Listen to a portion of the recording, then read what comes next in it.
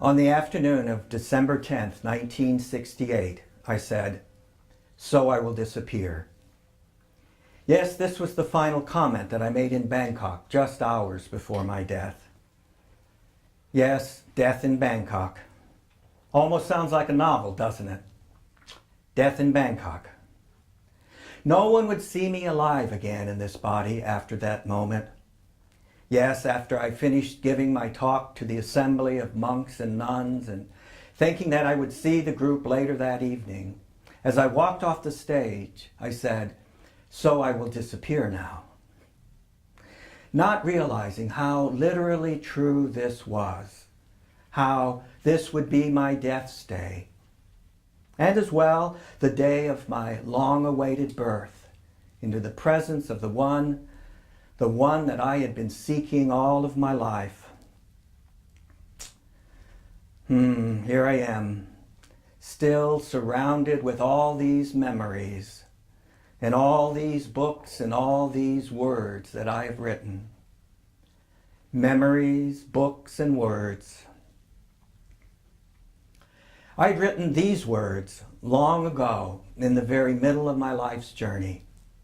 I wrote in my diary, "Because we already possess God by grace, we have already arrived and are dwelling in the light. But oh, how far I have to go to find you, my God, in whom I've already arrived. How far I have to go." Well, there I go again, knocking at heaven's door, I guess, looking for God. Yes, I guess I've always been knocking at heaven's door. But heaven is so close now, so close. Heaven, the place where, as they say, there are only arrivals and no more departures. So I will disappear now. And long ago, I had prayed something very similar to this final comment of mine. I had prayed it so long ago in my youth, and I wrote it in my journals.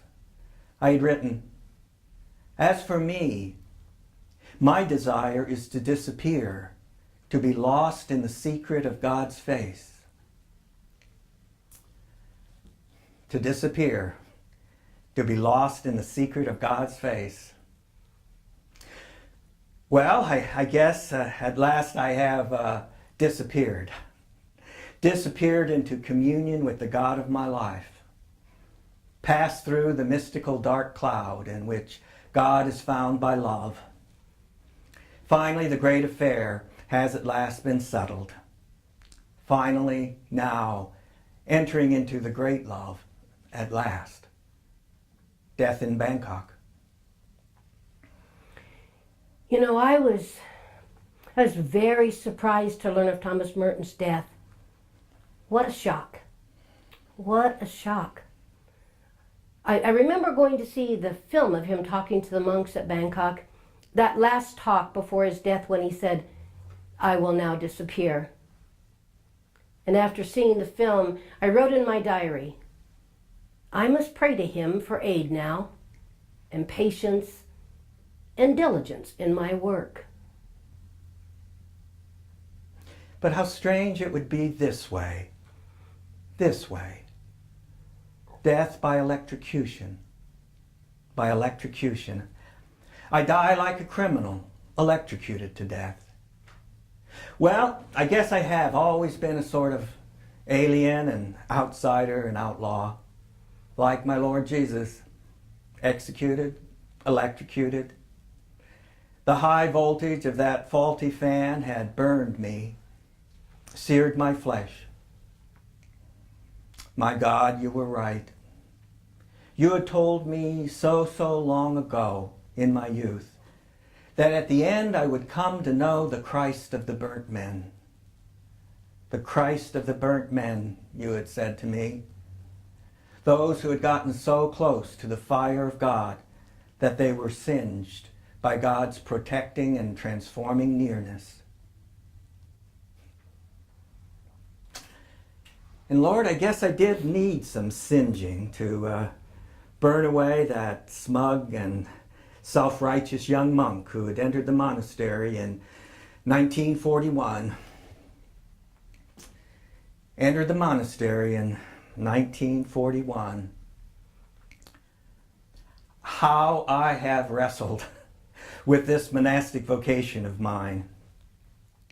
I remember praying this to you. I wrote it down in my diaries, and I said, God, my God, God whom I meet in darkness, I have explained to you 100 times my motives for entering the monastery, and you have listened and said nothing. And I have turned away and wept with shame. Is it true that all my motives have meant nothing? Is it true that all my desires were just an illusion? While I am asking you questions that you do not answer, you ask me in my life a question that is so simple that I cannot answer it. I do not even understand the question. The question. Oh my, there I go again. All this self-questioning. My prayer has been questions arising from the foundations of my life. Questions arising from my secret origins in God. And where did all the questioning and all the seeking begin for me? Well, it all began this way in my best-selling autobiography, The Seven-Story Mountain. I'd written this. On the last day of January, 1915, under the sign of the water-bearer, in the year of a great war, and down in the shadow of some French mountains on the borders of Spain, I came into the world, free by nature, in the image of God.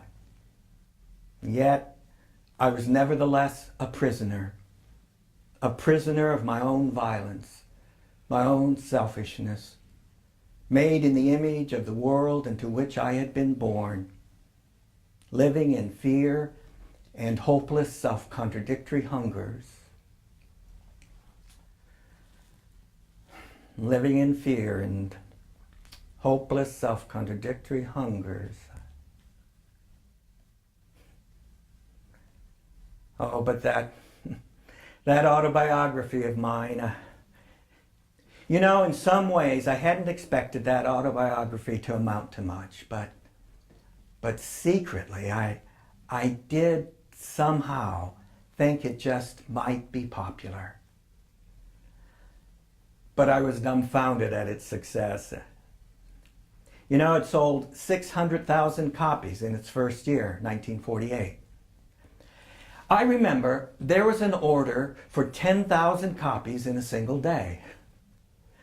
The publishers were amazed.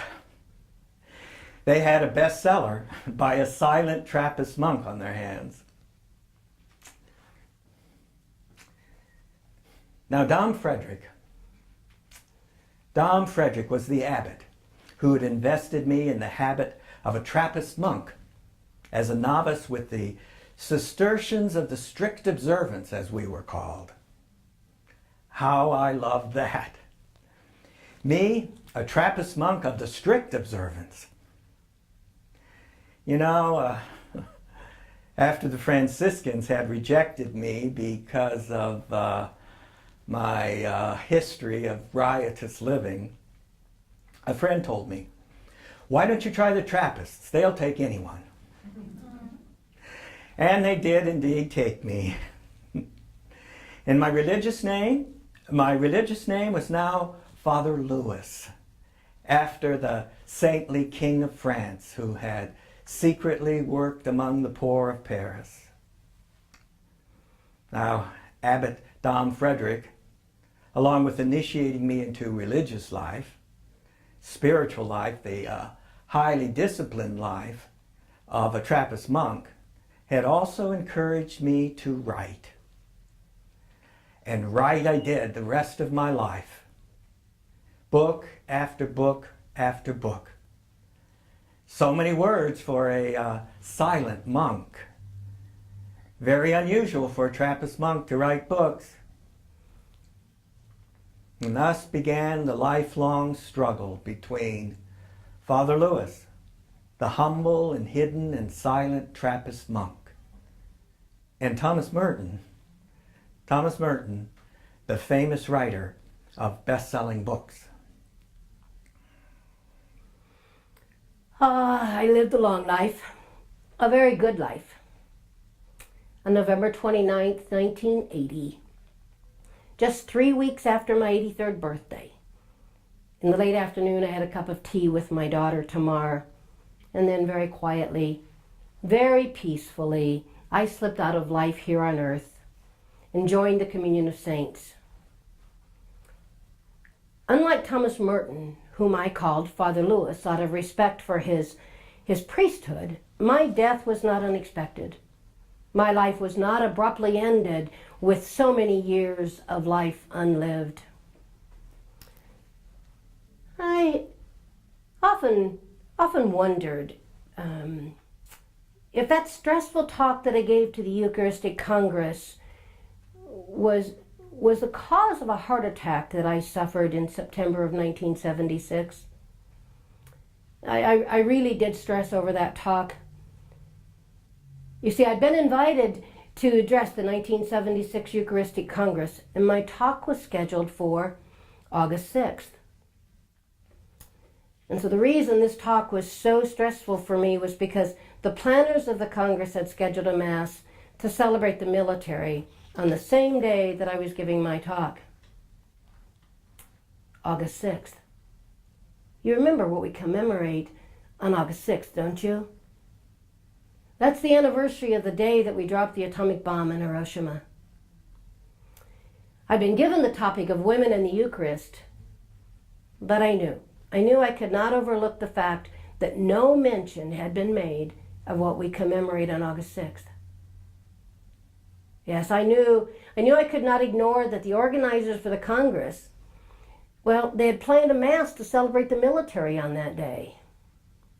What a strange phrase, celebrate the military. You know, I wondered, why not have a Mass for the military on a day other than August 6th? I wasn't opposed to a Mass being said for the military, but just not on that day. For me, it was as if no one in charge of the Eucharistic Congress had remembered what August 6th means in the minds of all of us who are dedicated to the work of peace. So yes, I stressed. I stressed and worried over that talk. On July 31st, I wrote in my diary, our dear pastor invited me to a little party in their patio behind the rectory. God forgive me, I am too distraught with this Eucharistic Congress assignment to accept. And on August 6th, I wrote, today to Philadelphia, Eucharistic Congress, not at all prepared. But one must go where asked. A few simple words, fear not, is the most important message. I remember that morning. I remember as we walked across the campus, just before I was scheduled to speak, I said to my good friends Eileen Egan and Mother Teresa that this was by far the most difficult talk that I had ever given. I didn't like to speak in front of groups anyway. But yes, this was by far the most difficult in my entire life. And a month later, almost to the day, I suffered that heart attack. Pains in my chest and arms, a gasping need of fresh air. It really is frightening not to be able to breathe. And so after the heart attack, I stopped all traveling, and for the next 4 years, I stayed pretty close to my room at Mary House in New York. When I died, unlike Thomas Merton, I was not living in a hermitage on the grounds of a monastery. No. At that time, I lived in a Catholic worker house of hospitality. I wasn't living a life of solitude. No, I was surrounded by 50 women, 9 very interesting volunteers, some of them sisters, lay workers, and those brilliant young college graduates that used to come to visit us. Those houses of hospitality. You know, houses of hospitality were part of Peter Marin's 3-point plan to make the world a place where it is easier for people to be good. He said that we needed roundtable discussions to help people know the points of the church's social teachings. We needed houses of hospitality so that people could find a bit of community. And we needed agronomic universities. That's what he called farms. So that the unemployed could learn how to grow their own food and develop some kind of cottage industry. I met Peter, the true founder of the Catholic Worker, in December 1932, when I returned from Washington, where I'd been sent by Commonweal magazine to cover the Hunger March of the Unemployed, a communist-organized demonstration. As I stood on the sidelines and watched those marchers, many of them very, very good friends of mine, I yearned to be marching with them. But because 5 years before I'd become a Catholic, there was now this philosophical difference between us. I knew I could write to raise awareness, but I wanted to do more. I wanted to do something. So later, after I wrote my story, I went to the National Shrine of the Immaculate Conception. This was on December 8th, the Feast of the Immaculate Conception, and I prayed with tears and sighs that God would open up a way for me to use my gifts to help the poor. And when I returned to New York, I walked into the apartment that Tamar and I shared with my youngest brother John and his wife Tessa. I did not realize that the strange little Frenchman standing in front of me, dressed in a wrinkled suit that looked like it had been slept in, and I learned later it had been, with bits of paper stuffed into every pocket, he was forever pulling a piece of paper out and writing a note, who talked incessantly. You know, one could be in a conversation with Peter and have it interrupted, and then meet up with him 3 weeks later, and he would pick up the conversation at the exact point where it was interrupted. No, I didn't realize at the time that this strange little man was the answer to that prayer. Peter had a way of inspiring people, and I became excited when he told me that the way we would get the word out about his plan was to start a newspaper. I was a journalist, even though at the time I was not working as one, but I knew how to set up a newspaper. I want to say that if it had not been for Peter Marin, there would have been no houses of hospitality. When he came to see me in 1932, urging me to start a Catholic labor paper, he had in a very neat and orderly outline his program of action. But he told me that it was not enough just to publish a monthly newspaper and publish pamphlets and leaflets. It was not enough to convey by word of mouth and roundtable discussions the program of a new social order. No, he said it was necessary to embrace voluntary poverty and the works of mercy, to feed, clothe, and shelter people who were in need. Yes, I felt very strongly that we had to put everything we had into the work of embracing voluntary poverty for ourselves. I remember I wrote one time that we need always to be thinking and writing about poverty, for if we are not among its victims, its reality fades from us. We must talk about poverty because people insulated by their own comfort lose sight of it. Once we begin not to worry about what kind of house we're living in, what kind of clothes we are wearing, once we give up the stupid recreation of this world, well, then we have time, which is priceless, to remember that we are our brothers and our sisters' keepers, and that we must try to build a better world. And so we began our journey together. And on May 1st, 1933, the first 2,500 copies of the Catholic Worker newspaper were sold at Union Square, where the communists were celebrating their Labor Day.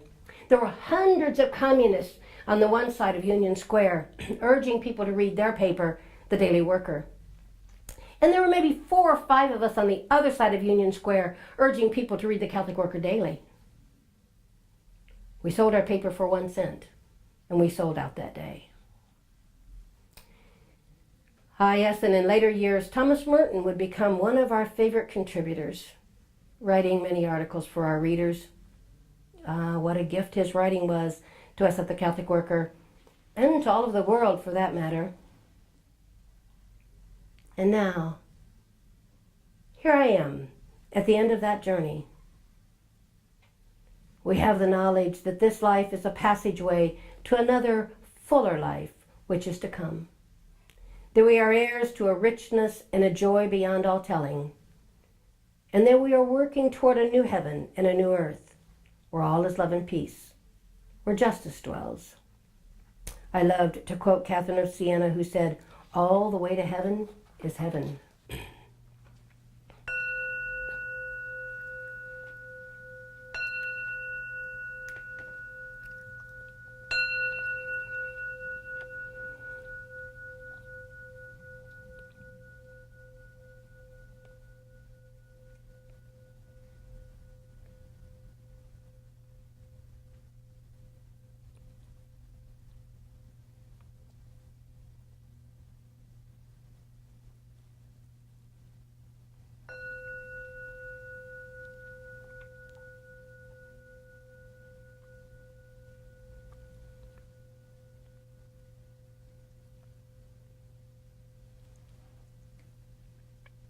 You know, in my earlier life, I'd always felt that being a writer was inescapable for me, no matter how many rejection slips I received. I had once said, so many bad books get printed, so why can't some of my bad books get printed? And now, here I was in the monastery, Thomas Merton, the famous writer of books, some good, some not so good. But oh my, so many words from this monk with a vow of silence. And travels too. So many travels for a life committed to monastic stability. Well, travels, at least before, mostly before entering the monastery. See, I was born in France with my artist parents. As a boy, I went to live in New York, and after my mother's death, to Bermuda with my father, who was a painter. And then back to France and school at Montauban, and on to school at Occam in England. And then Clare College, Cambridge.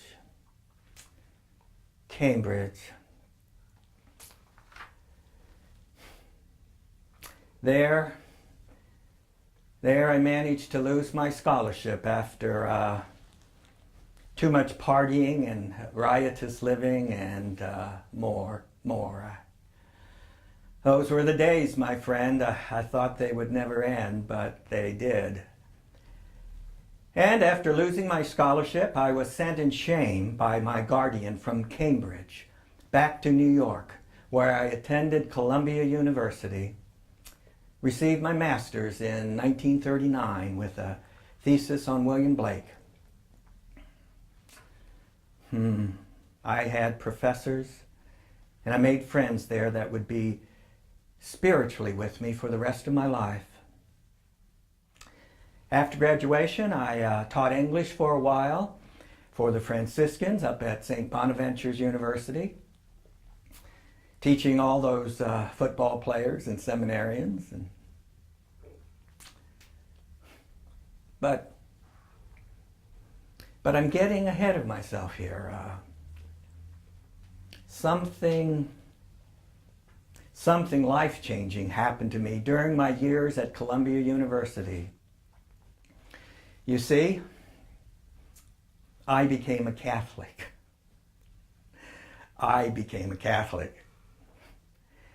Yes, me, the riotous liver. Me, the lover of jazz and beautiful women, as I had said. Me, the complete 20th century man, as I had called myself. In August 1938, Yes, August 1938. It struck me one weekend that I had been in and out of 1,000 Catholic cathedrals and churches, and yet I had never heard Mass. I had even visited Rome and its many churches and saw the artistic glories of Christian civilization. But if I ever happened into a church in which Mass was actually being celebrated, I had fled in wild Protestant panic.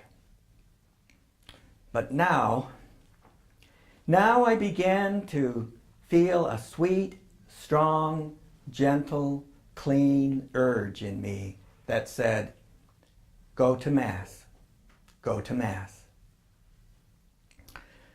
Well, finally, one weekend, I canceled a date with the woman that I had been dating, and I had, it seemed to me, my first sober Sunday in New York since leaving England. It was a dazzling sunny day of blue skies, and I walked to Corpus Christi Church just behind Columbia Teachers College on West 121st Street. I found an obscure spot in the church from which to see but not be seen. And I saw people. I saw people matter-of-factly on their knees, unself-consciously focused on the altar and seemingly praying quite seriously. After I left the Mass and walked along Broadway, I felt I was in a new world. A new world. I could not understand what had happened to make me feel so happy, why I was so much at peace, so content with life after being at a Mass. Even walking among the ugly New York City buildings, I felt I was in the Elysian fields. And that next Sunday, I was back at Mass, and the next, and the next. But in the midst of all this spiritual awakening, I was in many ways still my old, confused and struggling self. It was as if all the spiritual conflicts and contradictions of the whole world were converging in the ground of my soul that summer.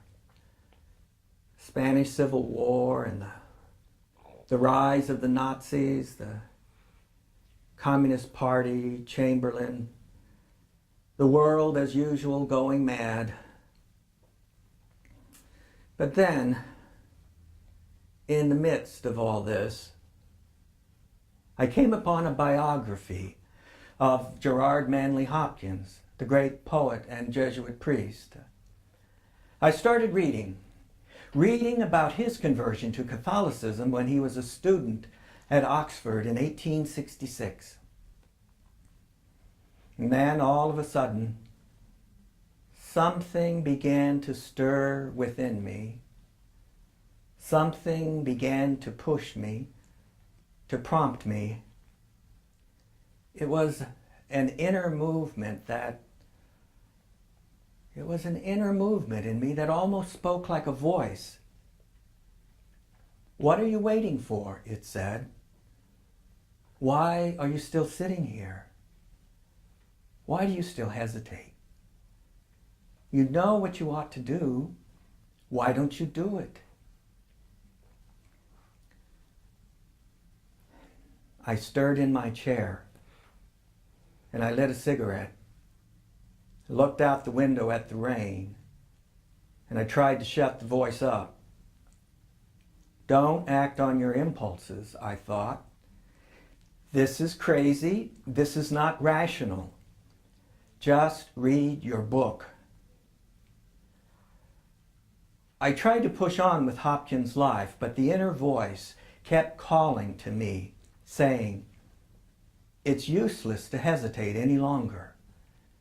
Why don't you get up and go? I kept on a few more sentences until I could bear it no longer. I put down the book and got into my raincoat and I started down the stairs.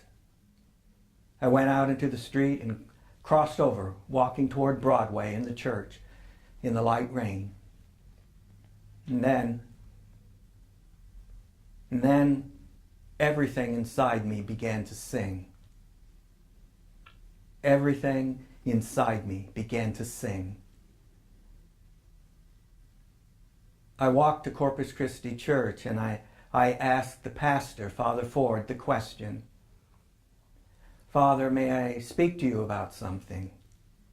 Yes, sure, come into the house. We sat in the parlor and at last I said it. Father, I want to become a Catholic. On November 18th, I was baptized. What do you ask from God's church?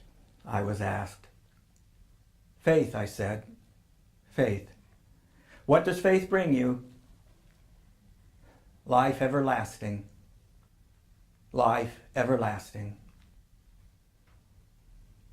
Witnessing my baptism were 4 of my best friends, 3 of them Jewish. Only my godfather, Ed Rice, was Catholic. I had my first confession and my first communion, and at long last, after all my travels, I had come home. Now I had entered into the everlasting movement of that gravitation, which is the very life and spirit of God. God had called out to me in my life from God's own immense depths. My conversion? Well, my conversion was a way of saying to myself that I knew I was trying to go someplace and that I would spend the rest of my life trying to go there and try not to let myself get distracted by side trips and excursions that were not to the point. Yes, I remember when I finally gave in to God. I finally gave in and became a Catholic. It was at the end of 1927. About 15 years before I wrote my autobiography, The Long Loneliness, I wrote the book From Union Square to Rome. I wrote that book in an attempt to explain to my youngest brother, John, why I had become a Catholic. I wrote, "You ask me, how did it all come about, this turning toward religion? And you speak of it as though I were turning away from life, when all the while it was so much a part of my life." I remember one of the characters in one of Dostoevsky's books said, "All my life I have been haunted by God." And that's the way it was with me. What I wanted to bring out in that book was that I turned to God when things were good and wonderful, and there was so much beauty and love around me. I know that often the horror for one's sins turns one to God, but what I wanted to tell was the succession of events that led me to God's feet. Glimpses of God that I received through many years, which made me feel the vital need for God, and yes, for religion. I tried to trace the steps by which I came to accept the faith that I believe was always in my heart. I remembered the good that I had encountered even amid surroundings and people who tried to reject God. I was born on November 8, 1897 in Brooklyn, New York, into a family that did not practice any religion. I have a few childhood memories of encountering God, but for the most part, there was no religious training. We said our night prayers with Mother, now I lay me down to sleep, bless everybody, but that was all. I believe I received my vocation to work with the poor when, as a young teenager, I read Upton Sinclair's book, The Jungle. That book impacted me greatly. Part of the impact might have been that we were living in Chicago at the time, and the book is set in Chicago. It's about the struggle of an immigrant and the working condition of the laborers in the slaughterhouse. It was after reading the book that I began to question unfairness and injustice. At the end of my second year in college, I forgot to tell you, when I graduated from high school, I'd received a scholarship to the University of Illinois. And at the end of my second year at the university, my family decided to move back to New York. I didn't want to be left in Illinois all alone, so I moved with them. While I was attending university, I didn't go to very many classes, but I did write some articles for the college newspaper, and I discovered a desire to be a journalist. My father and my two older brothers were journalists, so it seemed a natural path for me. However, my father did not believe that women should be in journalism, so he went to all the major newspapers and told them not to hire me. I wanted to be a journalist. So I went to the only newspapers that my father did not go to. And I got a job with the New York Call, a Socialist Party newspaper. They put me to work writing human interest features and stories of local protests, typically strikes and bread riots, to expose the abuses of capitalism. I remember at one point I worked on The Liberator, a succession to the Masters. It was edited by Eugene O'Neill, Michael Gold, and others. These people became my constant companions. We would spend long evenings at the Golden Swan, a bar that we nicknamed Hellhole. And no one ever wanted to go to bed. No one ever really wanted to be alone. It was on one of those cold, bitter winter evenings that I first heard The Hound of Heaven, that magnificent poem written by Francis Thompson. Gene could recite all of it, and he used to sit there looking dour and black, his head sunk on his chest, kind of sighing. You know, it's one of those poems that awakens the soul, recalls to it the fact that God is its destiny. And the idea of this pursuit fascinated me. The inevitableness of it, the recurrence of it made me feel that inevitably I would have to pause in the mad rush of living to remember my first beginning and last end. There was many a morning when, after sitting all night in taverns or coming from dancing until very early in the morning, I would help Eugene get home because he was too drunk to get there alone. I would tuck him into his bed, and then I would walk to my room. On the way to my room, I would pass St. Joseph Church, and often I would slip into the back of the church just as the 6 a.m. Mass was starting. It was just around the corner from where I lived, and seeing people going to an early weekday Mass attracted me. What were they finding there? I seemed to feel the faith of those about me, and I longed for their faith. So I'd go in and kneel in the back pew, and perhaps even then I prayed, God, be merciful to me, a sinner. And as I think back over the next several years, I remember I lived a life of unrestrainment. Thomas Merton referred to himself as the complete 20th century man. But we were the flaming youth of the 20s. I protested and picketed and was arrested, fell in love and became pregnant, had a much regretted abortion. That relationship ended. I married on the rebound and divorced a short time later, wrote a novel, sold the movie rights to it, moved to Chicago and then back to New York, and all of this was before I was 25 years old. In the mid-1920s, I met Forster Batterham, a biologist and anarchist. We fell in love almost immediately and set up housekeeping in a little cottage on Staten Island that I had bought with the money from the sale of the movie rights. In our free time, we fished together. We walked for miles. We collected shells and stones and other things from the beach, and we studied together, and an entire new world opened up to me little by little. Forster, being a biologist, taught me so much about nature. And so there was great peace and happiness in my life. And that very happiness made me know that there was a greater happiness to be obtained from life than any I'd ever known before. I began to think, to weigh things, and it was at this time that I began consciously to pray. Yes, it was during this time with Forster, when things were wonderful, very, very beautiful, that I began to pray. And I began to go to Mass regularly on Sunday mornings. You see, I was so aware of the love and beauty in my life that I needed to give thanks. Because I was grateful for love, I was grateful for life. But it was impossible to talk to Forster about religion or faith. The very love of nature and the study of her secrets, which was bringing me to faith, cut Forster off from religion. His ardent love of creation brought me to the Creator of all things. But when I cried out to him, how can there be no God when there are all these beautiful things? He turned from me and complained that I was never satisfied. We loved each other so strongly, and he wanted to remain in the love of the moment. He wanted to rest in that love. He cried out against my attitude that there would be nothing left of that life without a faith. Yes, it was through a whole love, both physical and spiritual, that I came to know God. But it was the birth of our child, Teresa, that made me finally do something. I was blissful when I found out I was going to have a child, and it was during my pregnancy that I made the decision that I would have my child baptized a Catholic, cost what it may.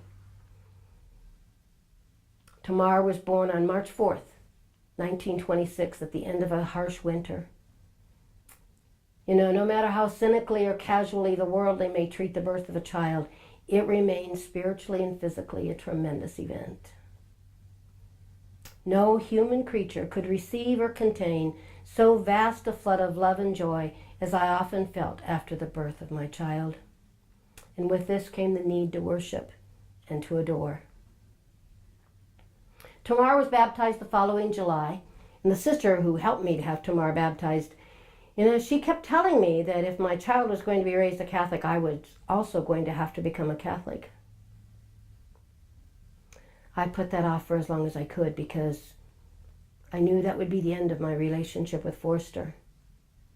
He was against all religion, and I knew if he would not agree to marry me in the civil ceremony, he certainly wasn't going to marry me in the Catholic Church.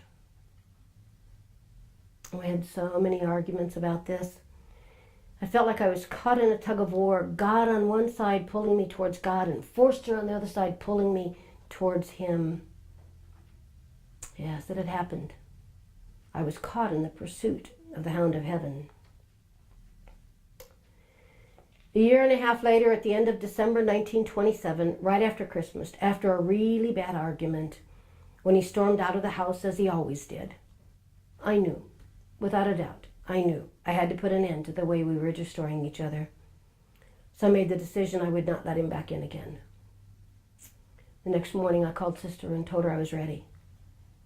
I met her at the church in Tottenville on Staten Island, and the priest baptized me.